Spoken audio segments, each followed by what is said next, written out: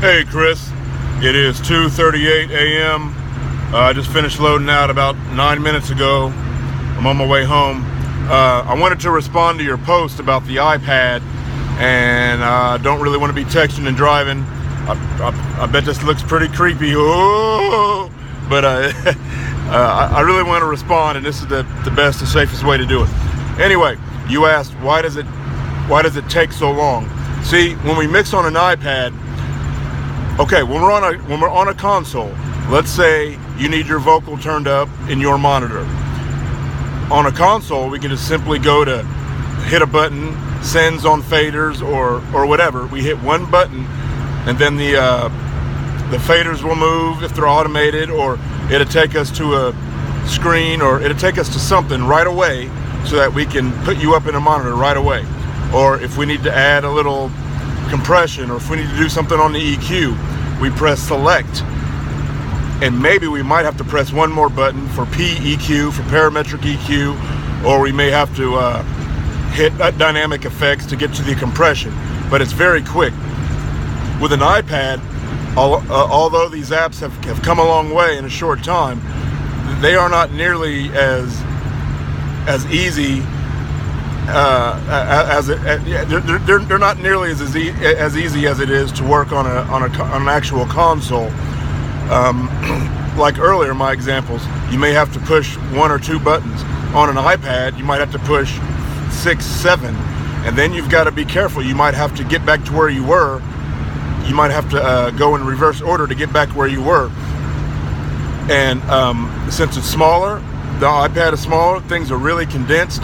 It doesn't look the same. So you've really got to take your time, and you really got to slow down and remember where you are. Make sure you go back to the right thing. So you have to go through much more to accomplish the same thing in 6 or 7 moves as it may only take you 2 to 3 on an actual mixing console surface. So that's one of the main reasons it could be taking you so long. Now, I don't know how many examples you're talking about. I don't know if you're talking about you had 4 shows that seem to take a long time with a guy mixing on an iPad, or if you've had 44 shows like that. I don't know. And I also don't know, in these times when this has happened with the iPad, are you playing much smaller places?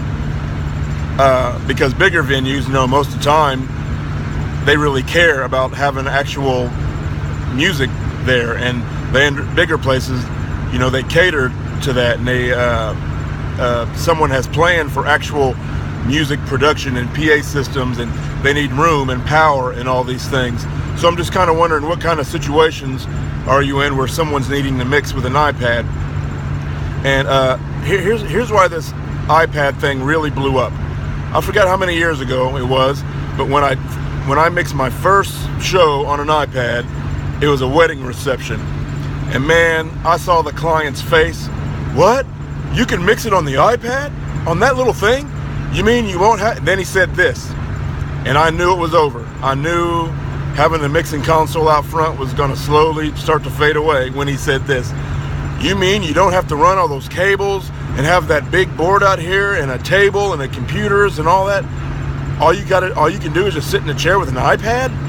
That's when I knew, the days of the big actual front of house out front in smaller situations was going to be really coming to an end. So a lot of the times when you see these iPads, it may not be the engineer's choice. It may just be that's what the client wants now. They've seen that more and more. That's what they're used to. When they see you trying to run a snake or set up a table out front and bring in cases for set up a front of house, and boy, and you're really in for it if you have a analog, a big 20 space rack full of analog gear and outboard effects and a console also. Places just don't want to see that anymore. But again, that depends on what size venue I would think. But I don't know what your experiences with your bad experience with the iPad engineers. I don't know what the situation is. If these are smaller venues or bigger ones now going to iPads, which I just can't imagine they'd be doing that. But so yeah, that's what that's mainly about, man. Now, I don't really know why it would take, you said it takes twice as long to do sound check. I just can't see it taking twice as long unless the engineer just actually is not used to the iPad app, which could totally happen because sometimes they can be very different from having your hands on the actual control surface of a mixing console. So I hope I answered your questions and shed some light, because believe me, brother, not all of us are just loving mixing on the iPad.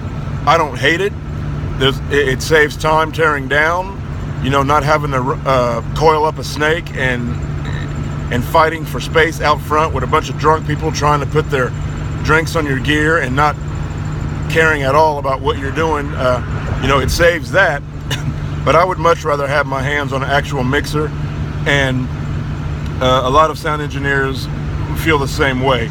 But it just depends. And in these days, especially at my level, the local dance cover bands, at what I'm doing in my scene, it's less and less and less about the music.